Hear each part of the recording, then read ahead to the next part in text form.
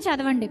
రాజు అని ఆయన ఎప్పుడు అన్నాడో అక్కడ కలవరం, రాజు అనే టాపిక్ ఎప్పుడు వచ్చినా, రాజు అనే మెసేజ్ ఎప్పుడు వచ్చినప్పుడు కలవరం. ఇప్పటికీ అది కొనసాగుతుందా లేదా?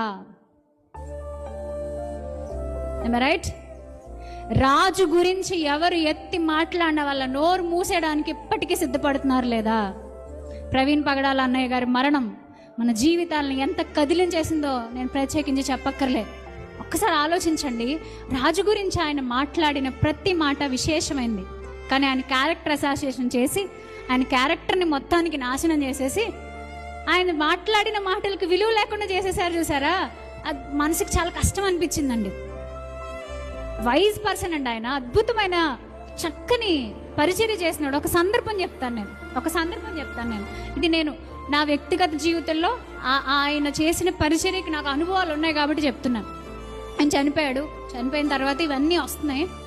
వచ్చిన తర్వాత నాకు చాలా బాధ అనిపించి అక్కడ ఉన్నటువంటి ఒక అక్కని అడిగాను నేను, మనం ఆయన వదిలేసిన పరిచర్యని కొనసాగించడానికి ఏమైనా దారి ఉంటుందేమో.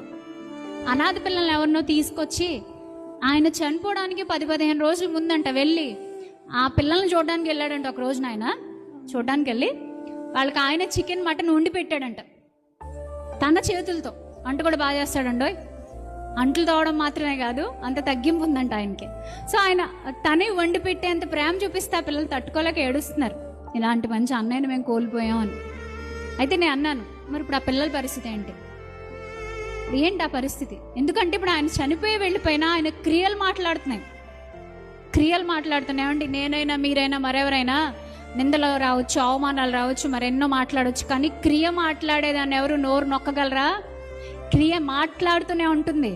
నేను ఎప్పుడు చెప్తూ ఉంటాను ఒక మాట, మనం చెప్పే ప్రసంగం కంటే మన బతుకు ఎక్కువ మాట్లాడాలి, మనం చేసిన పని ఎక్కువ మోగాలి.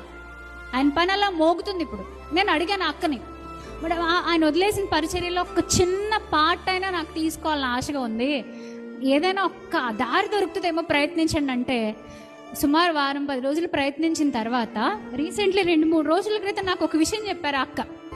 ఏమంటే, అమ్మా ఆయన ఎక్కడైనా ఒక చిన్న పిల్లల్ని తీసుకుని వాళ్ళకి అన్నం పెట్టినా, వాళ్ళని ఒకవేళ అనాథ పిల్లల్ని పోషిస్తున్నా వాళ్ళకంటూ ఒక అకౌంట్ పక్కన పెట్టేసి వాళ్ళు ఎన్నాళ్ళు పోషింపబడాలో దానికి సంబంధించినటువంటి పని అంతా చేసి పెట్టేశాడంట.